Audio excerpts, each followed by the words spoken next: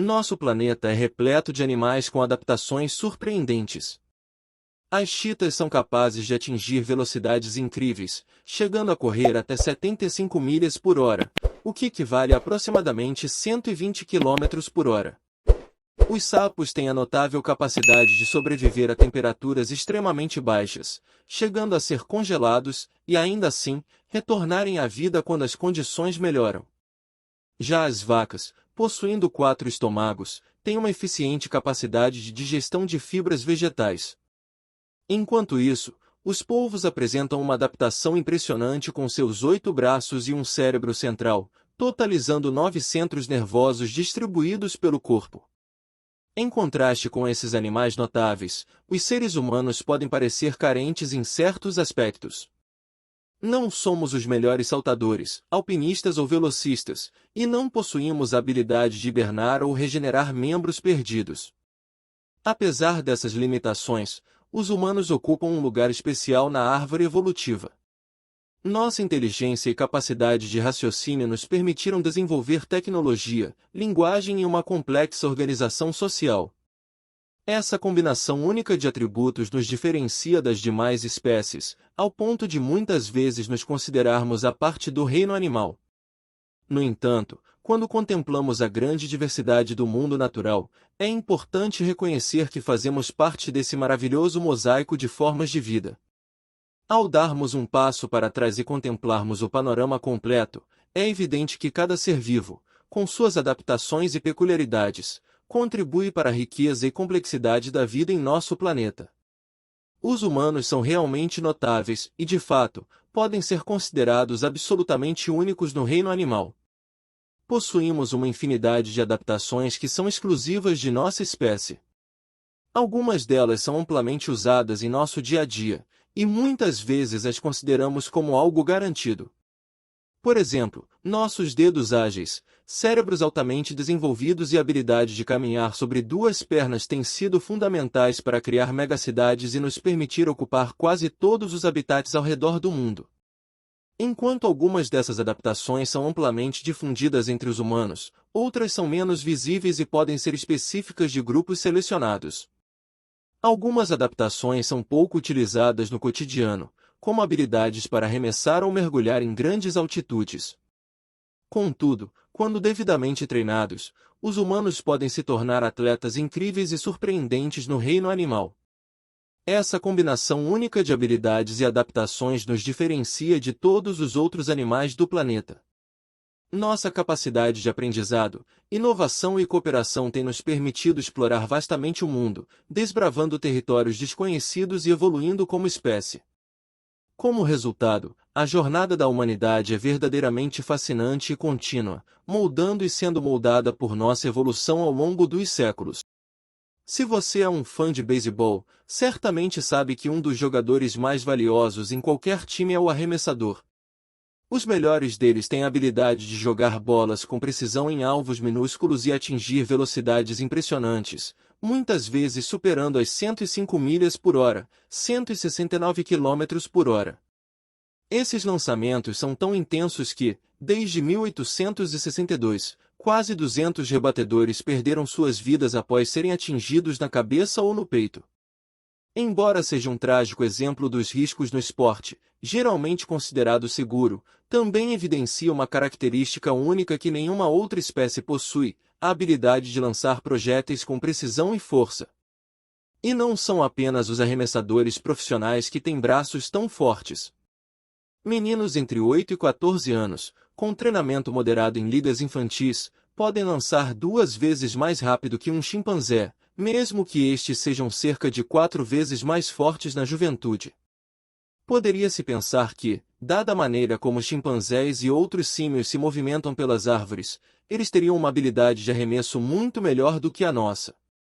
No entanto, várias mudanças em nossa fisiologia durante a evolução nos separam do resto dos primatas. Primeiramente, o comprimento de nossa cintura aumentou, permitindo que nosso torso gire independentemente dos quadris. Além disso, nossos ombros se desenvolveram em uma posição mais baixa no tronco, e a articulação glenoide onde a clavícula encontra o ombro se volta para o lado, em vez de para cima como nos chimpanzés. Essas adaptações permitem que transformemos nossos braços em alavancas eficientes. Finalmente, nosso húmero, o osso do braço superior, apresenta uma ligeira torção, o que nos permite girar o braço ainda mais para trás. Essas mudanças anatômicas únicas nos permitiram desenvolver uma capacidade notável de arremessar com precisão e força, e são fundamentais para nossa habilidade em praticar esportes como o beisebol. Essa distinção em relação aos outros primatas reflete a jornada evolutiva singular que nos trouxe até o ponto em que estamos hoje como seres humanos. Os atletas do lançamento de dardo, ou javelin, descobriram que essas lanças podem ser arremessadas a mais de 50 metros e atingir velocidades variando de 12 a 21 metros por segundo. Essas velocidades e distâncias superam em muito o que os humanos antigos poderiam alcançar ao derrubar grandes presas a uma distância relativamente segura. Essa habilidade de arremesso também pode ter sido usada em confrontos entre seres humanos, o que ainda pode ser observado nos dias atuais em caçadas ou lutas. Fica claro que essa adaptação teve um enorme impacto em como vivemos, jogamos e competimos. No entanto, nossos primeiros ancestrais não estavam apenas expandindo suas habilidades de caça em terra, eles também estavam explorando territórios em que nenhum outro primata jamais esteve. Uma das nossas adaptações mais notáveis surgiu simplesmente da necessidade de não nos afogarmos. Essa adaptação não é exclusiva dos humanos, mas aprendemos a manipulá-la para alcançar feitos atléticos incríveis. Em 2007, um mergulhador livre atingiu uma profundidade de 214 metros, segurando a respiração por mais de 3 minutos enquanto mergulhava nas profundezas do oceano. Talvez ainda mais surpreendente seja o recorde de apneia estática, totalizando 24 minutos e meio sem qualquer ar. Mergulhadores livres como esse exploram o reflexo de mergulho dos mamíferos, um conjunto de mudanças fisiológicas que ocorrem no corpo em resposta a um mamífero submerso na água e segurando a respiração, seja de forma voluntária ou não. Essas habilidades aquáticas únicas nos permitem realizar proezas notáveis e demonstram a diversidade de adaptações que evoluíram em nossa espécie, capacitando-nos a explorar e conquistar diversos desafios, tanto em terra quanto em água. O reflexo de mergulho em seres humanos é acionado quando submergimos especificamente o rosto em água fria enquanto seguramos a respiração. A água fria estimula o nervo trigêmeo a enviar sinais ao tronco cerebral, desencadeando a resposta de sobrevivência. Primeiro, o coração entra em bradicardia, com um ritmo significativamente mais lento. Em seguida, os capilares nos dedos das mãos e dos pés se contraem, direcionando o fluxo sanguíneo para o cérebro e o coração. À medida que os níveis de oxigênio nos pulmões diminuem, os corpos carotídeos enviam mais sinais ao tronco cerebral para contrair ainda mais o fluxo sanguíneo nas extremidades, a fim de preservá-lo para os órgãos vitais em situações de vida ou morte. Essa resposta pode manter um suprimento suficiente de oxigênio fluindo para os órgãos que mais precisam para mantê-los funcionando e evitar a morte. Além disso, o baço, que desempenha um papel na filtragem do sangue, também controla os níveis de glóbulos vermelhos, glóbulos brancos e plaquetas em circulação em nosso corpo. Quando os humanos mergulham debaixo d'água, o baço responde contraindo-se e liberando um grande número de glóbulos vermelhos ricos em oxigênio, um importante mecanismo de sobrevivência. No entanto, ao comparar o tamanho do baço em diferentes populações ao redor do mundo, percebe-se que os humanos transformaram esse mecanismo de sobrevivência em uma espécie de superpotência oceânica. Um exemplo notável são os povos Bajau, que vivem em torno da Indonésia, Filipinas e Malásia. Essas pessoas sobrevivem coletando mariscos do fundo do mar e são conhecidas por suas extraordinárias habilidades de prender a respiração durante mergulhos repetidos de até 8 horas por dia, a profundidades superiores a 70 metros, por vários minutos de cada vez. Comparados a populações vizinhas não praticantes de mergulho, os Bajau têm baços que são 50% maiores. Esse quirk anatômico não é apenas uma consequência dos mergulhos frequentes dos Bajau. Pesquisadores acreditam que esse aumento do tamanho do baço é uma resposta evolutiva ao estilo de vida de mergulho do grupo.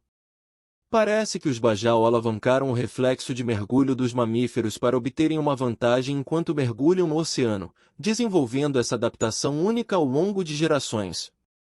A atividade de caçar tem sido parte intrínseca da nossa espécie por muito, muito tempo, e podemos até olhar para nossos parentes primatas para obter contexto.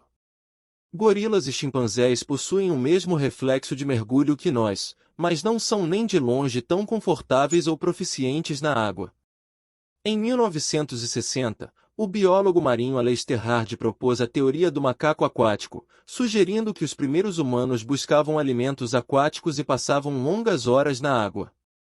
Ele apontou para características como nossa falta de pelos e a camada de gordura sob a pele, que outros primatas não possuem. No entanto, essa teoria se tornou algo como um argumento genérico usado para explicar muitos elementos do corpo humano e, em grande parte, foi rejeitada pela arqueologia e comunidades antropológicas. Essas comunidades afirmam que há evidências no registro fóssil que mostram nossa estreita relação com ambientes aquáticos. Por exemplo, um sítio arqueológico de Homo erectus no norte do Quênia preserva os restos de tartarugas, crocodilos e peixes, datando de quase 2 milhões de anos atrás. Além disso, vários crânios de neandertais foram encontrados com crescimentos ósseos de exostose no canal auditivo, que se forma com exposição repetida a condições frias e úmidas. Em humanos modernos, esses crescimentos são frequentemente encontrados em surfistas, mergulhadores e nadadores. Ainda assim, mesmo que a atividade de mergulho livre não tenha moldado nossa evolução de forma tão abrangente como propôs a teoria do macaco aquático, não podemos ignorar a conexão ancestral que temos com a água. Desde os primórdios, nossos ancestrais exploraram e utilizaram ambientes aquáticos em busca de recursos alimentares e oportunidades de sobrevivência. Essa ligação com a água pode ter influenciado o desenvolvimento de algumas das características únicas que distinguem nossa espécie dentro do reino animal. Desde o início, é inegável que as pessoas de hoje aprenderam a empurrar os limites com as adaptações aquáticas que possuímos. Enquanto algumas dessas habilidades, como o arremesso de lança ou a capacidade de prender a respiração e nadar, são inerentes a todos nós, existem certas adaptações humanas reservadas para alguns poucos selecionados.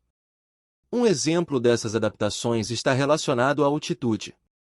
Em locais de grande altitude, como o Planalto tibetano na Ásia, o Altiplano andino na América do Sul e o Planalto de Samia na Etiópia, encontramos um subconjunto de pessoas que vivem em condições adversas e se adaptaram notavelmente bem a elas.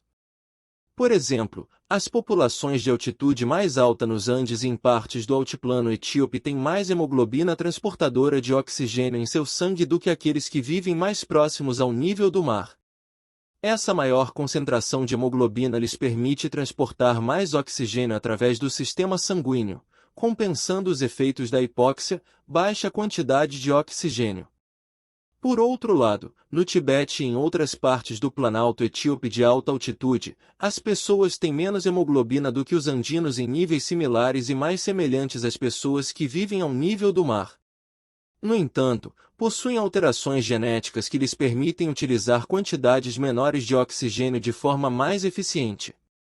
Eles respiram naturalmente mais vezes por minuto do que as pessoas que vivem ao nível do mar e seus pulmões geram maiores quantidades de óxido nítrico a partir do ar que respiram.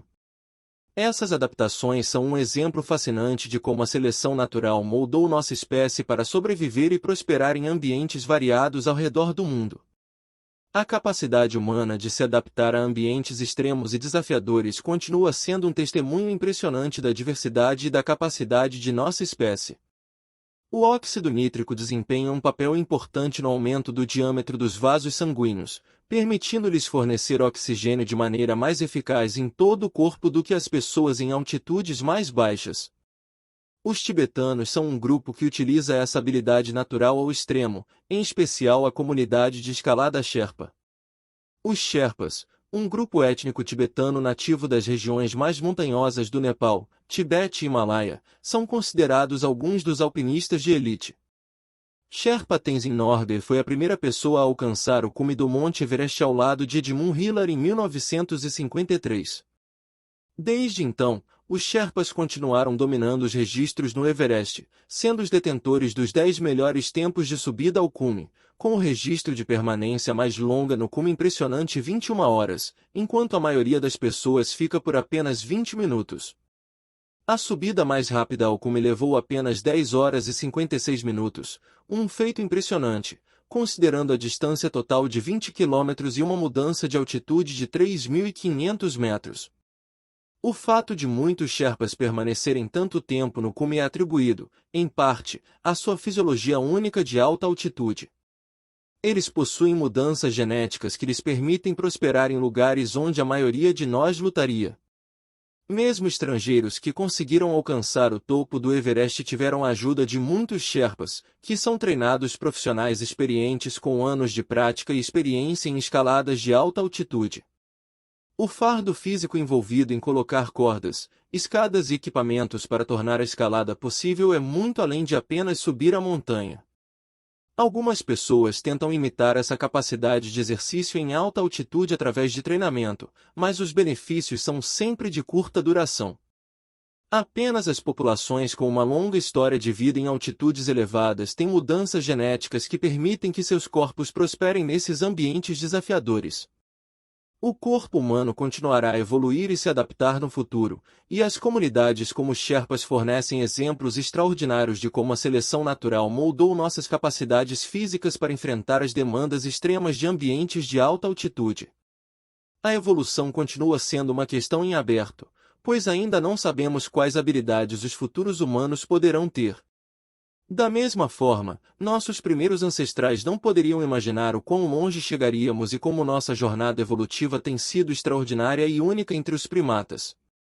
Nossa história evolutiva é marcada por mudanças notáveis, desde o abandono do movimento quadrúpede para a postura vertical até o desenvolvimento de ferramentas complexas e sistemas de comunicação. Nossas conquistas nos tornaram os únicos seres capazes de dominar o planeta, e essa jornada fascinante tem sido um tema de interesse por anos. Graças à série original de Nebulosa, Tornando-se Humanos, tivemos a oportunidade de explorar a evolução humana em profundidade. Com o novo Museu 3D, que apresenta fósseis e esqueletos dos nossos primeiros ancestrais, cada episódio oferece imagens impressionantes que nos levam através das etapas que nos tornaram humanos. Agradecemos cada inscrição, pois isso nos permite continuar trazendo mais e melhor conteúdo aos nossos espectadores.